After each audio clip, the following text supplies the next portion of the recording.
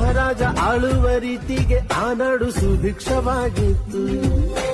ಕಾಲಾನುಕಾಲಕ್ಕೆ ಊರೆಲ್ಲ ಮಳೆಯಾಗಿ ಸಮೃದ್ಧಿ ತುಂಬಿತ್ತು. ನಿಜ ನೀತಿನೇ ಊರಲ್ಲಿ ಕಂದಾಯ, ಬರೀ ಪ್ರೀತಿನೇ ಆ ಊರ